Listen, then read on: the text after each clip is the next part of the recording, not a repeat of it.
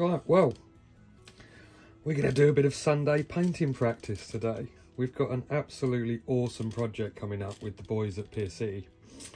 Very much a sort of dystopian future themed bike. So we're going to have a little bit of practice, aging, rusting up, and just trying to make this part look rubbish. It's an old visor off one of my old Crash helmets that I've never used, but seems like a good thing to test it on.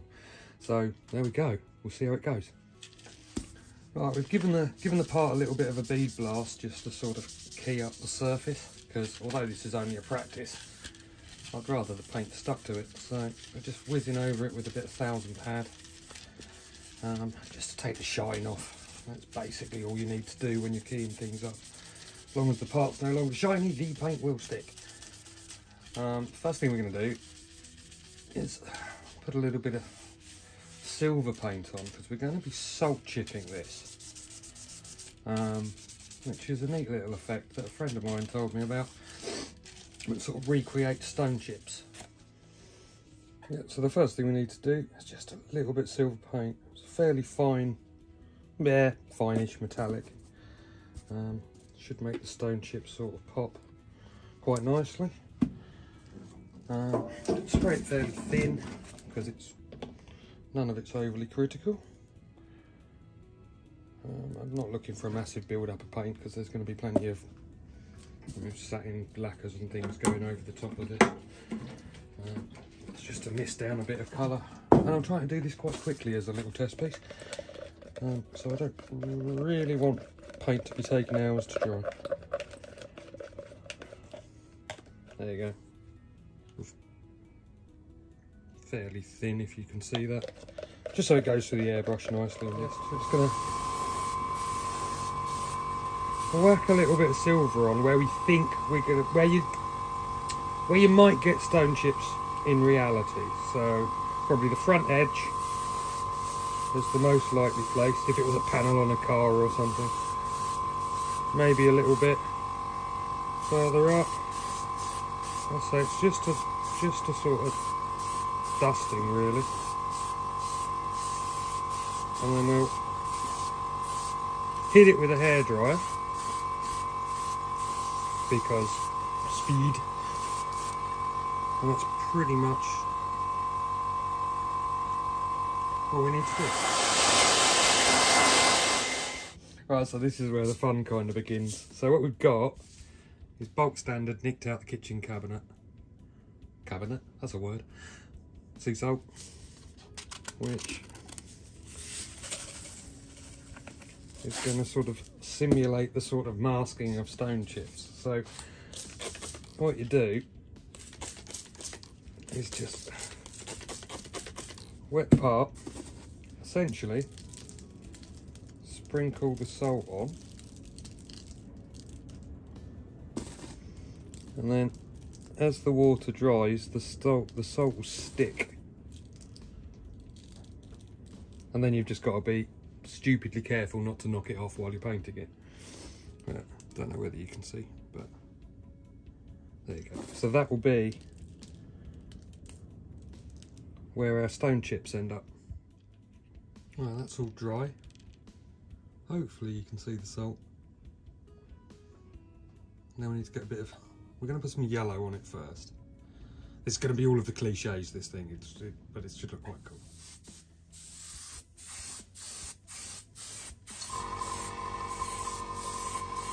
We're going to put some sort of, I don't know what you'd call it. We'll go with hazard stripes, something like that, over one corner.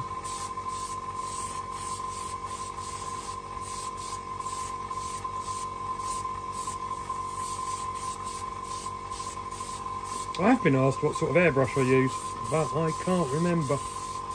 It was very technical. I bought it because it looked kind of steampunky, but it's a nice bit of kit.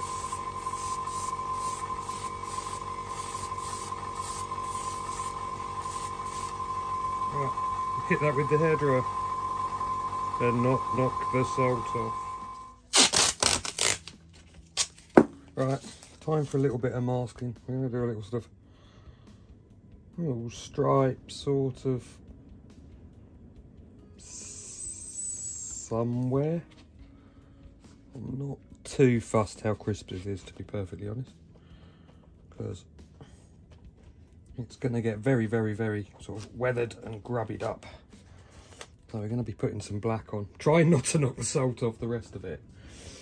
Never find the end of the tape.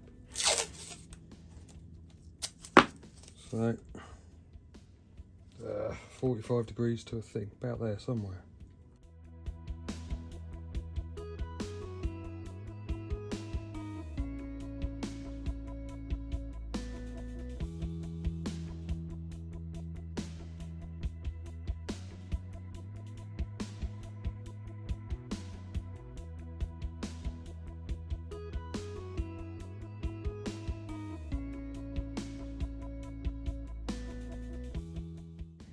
So we'll bung some black on that bit.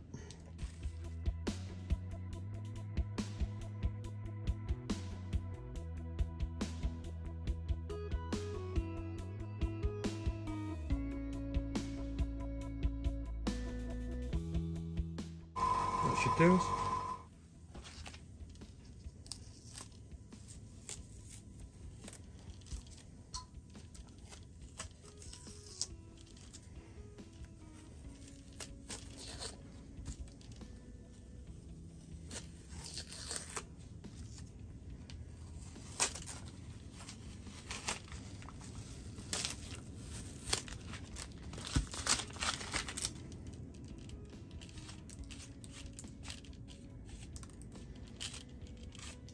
Knock the salt off that bit. That gives us our little silver stone chips. Yeah, I think we're going to stick some numbers and random things on the side of it just to make this look a bit more sci-fi. And I am going to use, he says, my favourite font. Absolutely love this font. Microgramma D Extended, which happens to be the font that they used in all of the background stuff, all of the props in Red Dwarf. Little known fact, if you're particularly nerdy. But we're going to go with that and then chuck that on the vinyl cutter, stick it on the side, then get some colour on the main thing. Right, so this is the artwork we're going for. I'm going to cut 2 sets of stickers, because if you only cut one, you'll mess it up. If you cut 2, you'll never need them. It's always nice to have spares. So let's make some horrendous noises.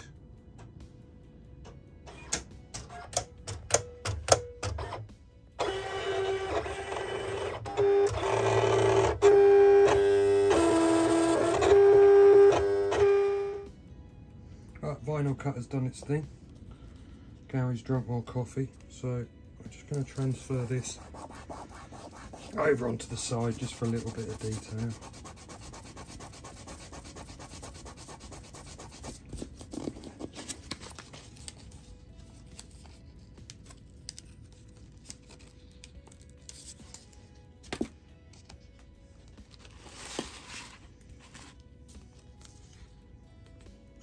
There somewhere. Just knock the salt off.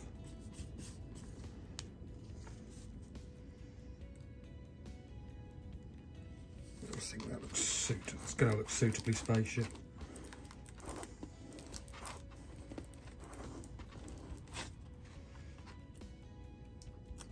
Stick.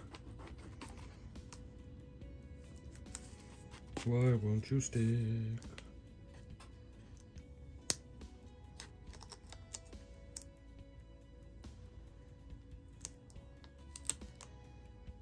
It's quite a low-tack masking film, this, which does have its advantages, but it can be a fiddly little fella.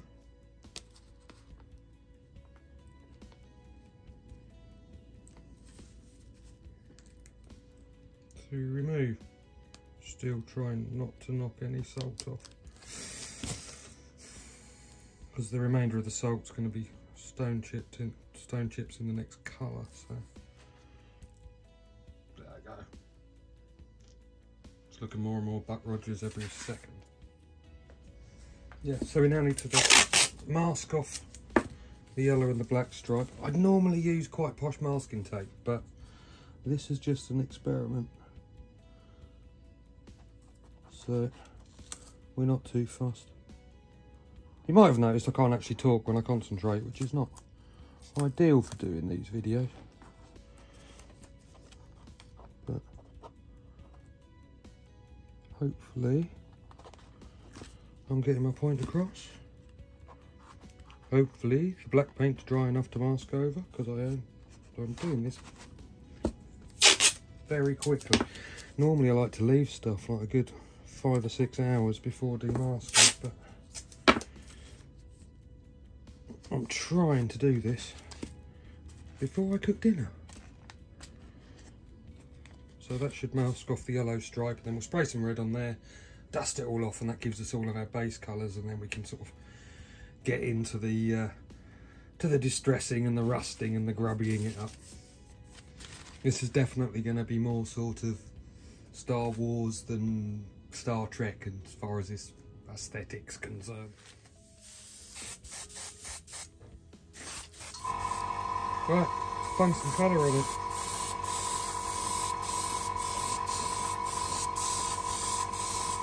Probably going to need a couple of coats, because I'm trying to put a red, which is always fairly translucent, over the top of everything else I've done. So a couple of coats will be there.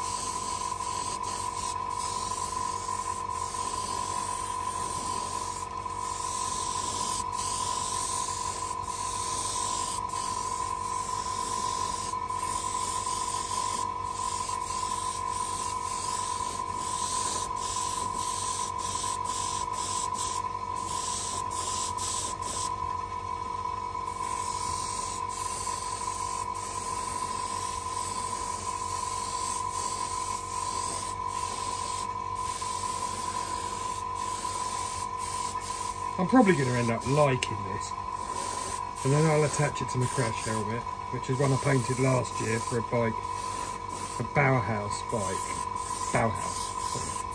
that we did for Bike Shed. And my crash helmet's going to end up looking just strange. But, hey, it will be a talking point if nothing else. Yeah.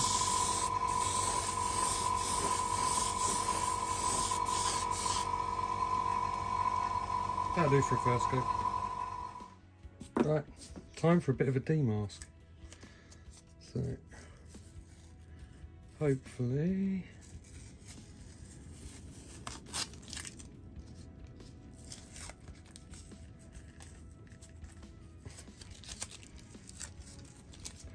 this will all start coming together.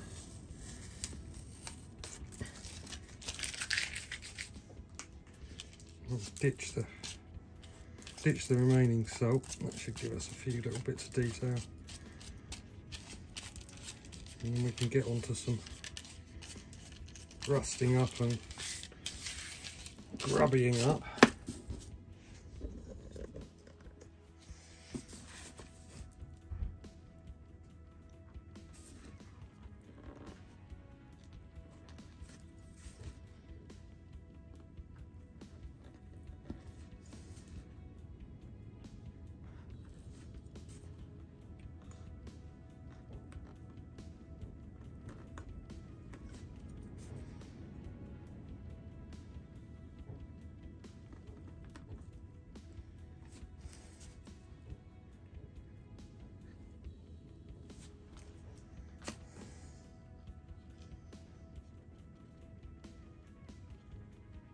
Time for a bit of dirtying up. I think we'll just thin some black down and just grubby up the edges a bit. Just sort of freehand with the airbrush. Yeah, then start playing with some rust, which will be fun.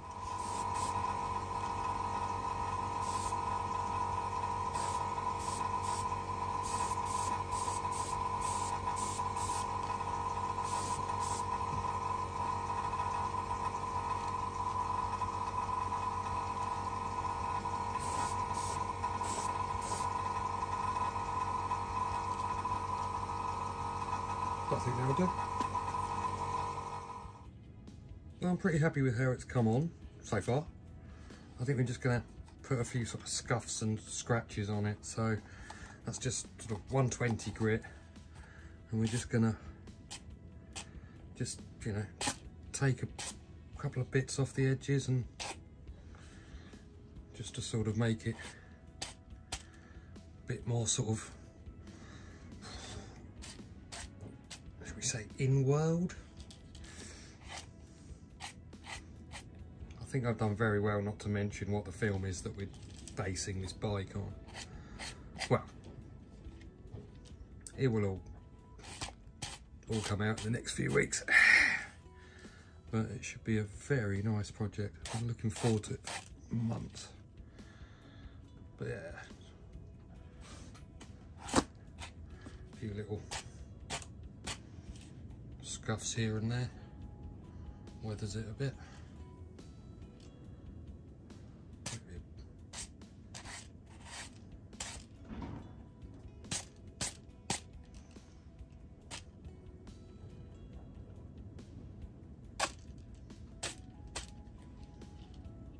Don't want to go too mad, but that's sort of...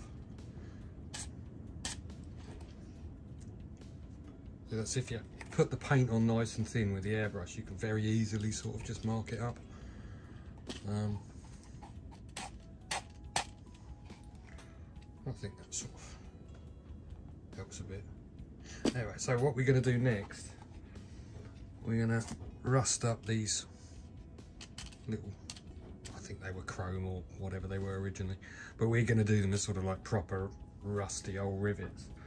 So I went to the local model shop, picked up this, had a little play with it last night. I think it's essentially grit in paint, but, and apparently the lid really does stick on. I'll just dab a bit of this on. Not sure what you can see there, but it's a sort of gritty texture to it. Feels kind of like gritty Swarthega. But we're just gonna dab a little bit on these buttons, and that'll help with the sort of rusty look of it.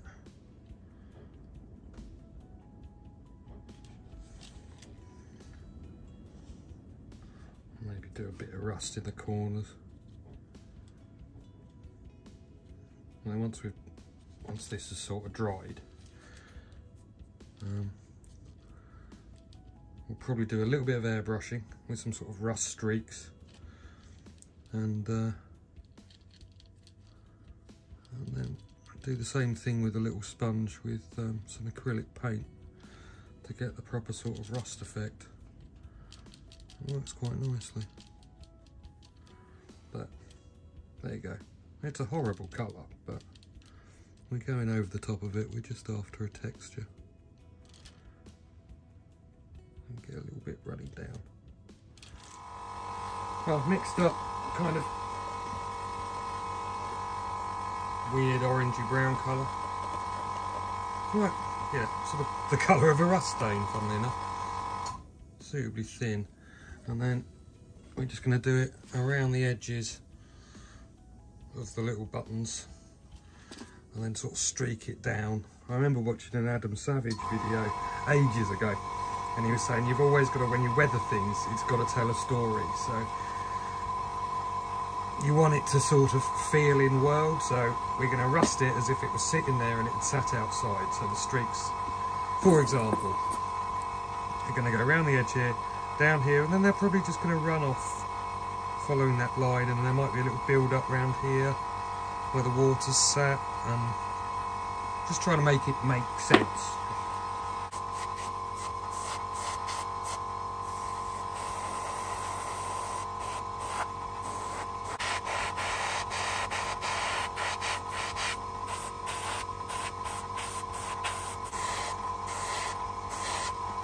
On my phone,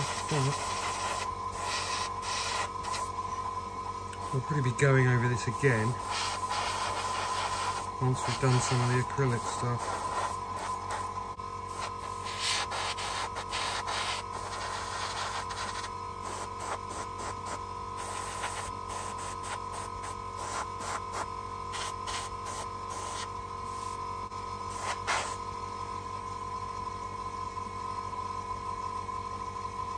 Yeah, it's getting there. It's getting there. So now we're going to hit it with some acrylic paint. So we've kind of got yellowy colour, umbery colour, sienna colour.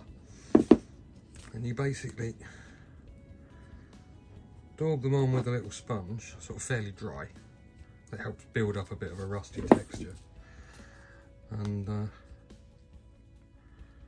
just keep going at it until you've got the colour that you want.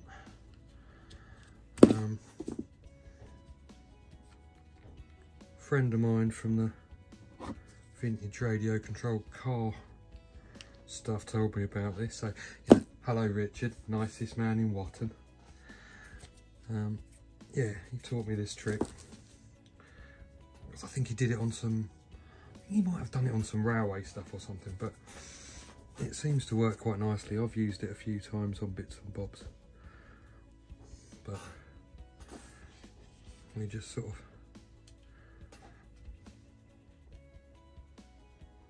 start dabbing on a little bit of colour. Go with the dark stuff first. Can never really work out the best way of doing it, but whether you go dark or light, but it just seems, you seem to be able to mix it up quite nicely.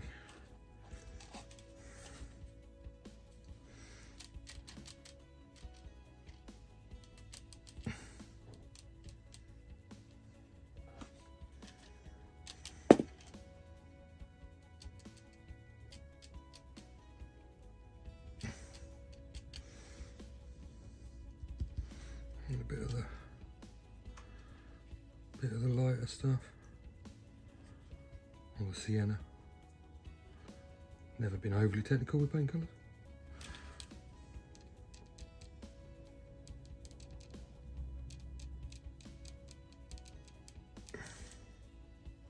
Got a bit too light there, so we'll just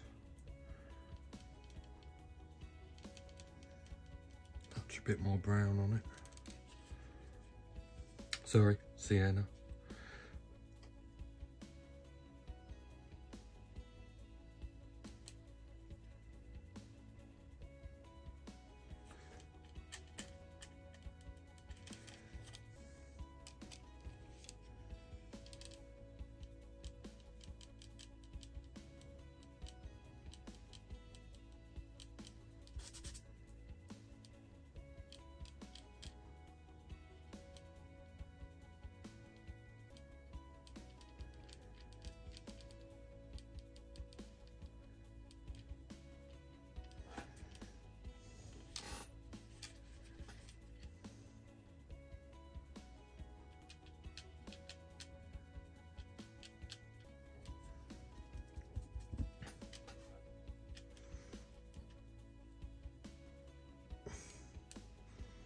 A little bit of the lighter yellow sort of picks up some sort of highlights.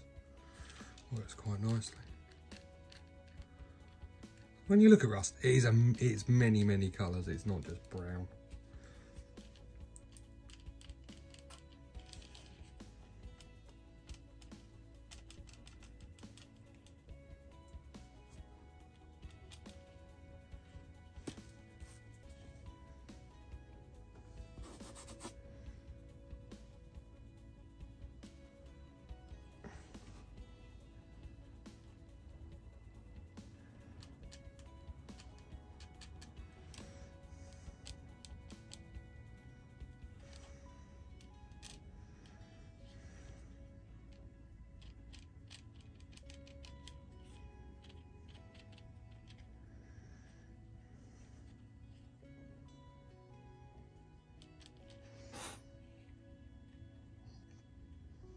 Sort of fairly suitably beaten up.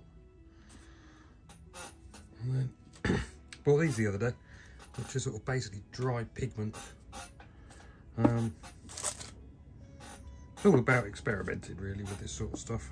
But these go on with a suitable brush. And you just sort of dust them on, but they're quite effective.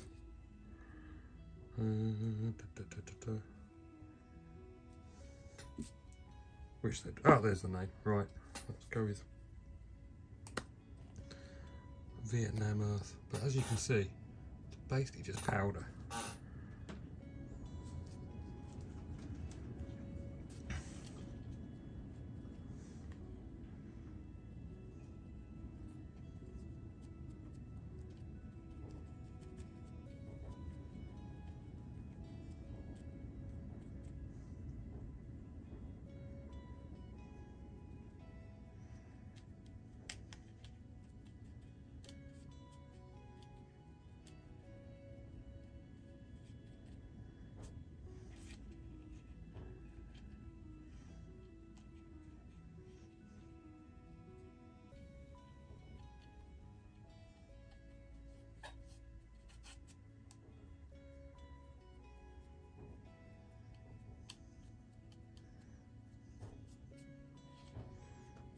We should be able to just put a satin coat over the top of this, seal it all in afterwards, but it's very good at the grubbying it up. It's quite good fun. I only bought these yesterday.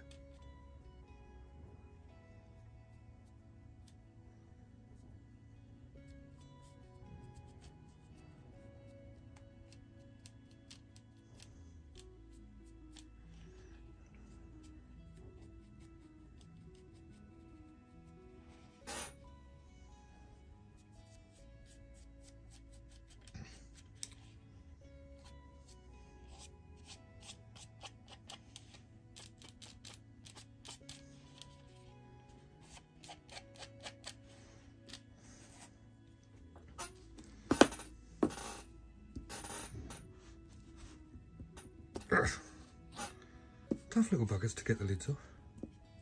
As I go with something a bit darker, let's see if we can darken the tops of these.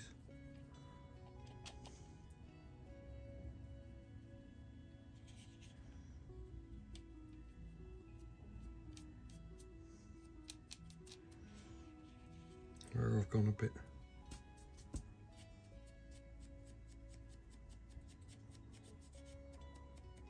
over the top with the previous colour, but can't see any reason not to hit some of the sort of indentations and things with this stuff, just to sort of really get the dirtiness that we're looking for.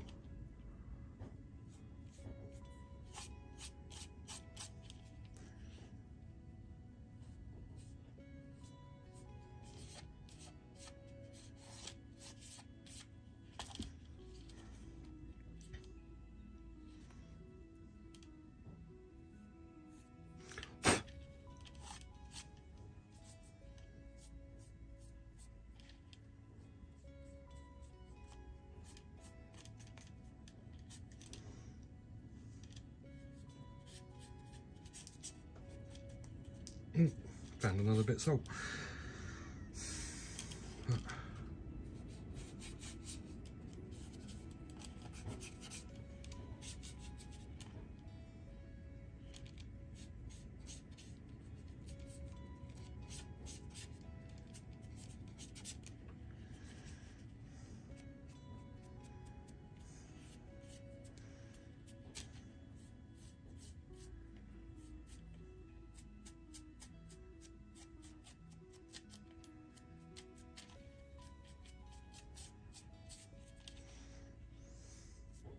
Highly recommend someone having a go at this. It's really good fun.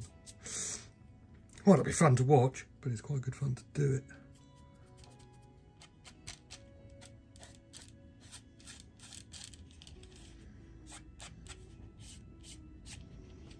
I reckon for an experiment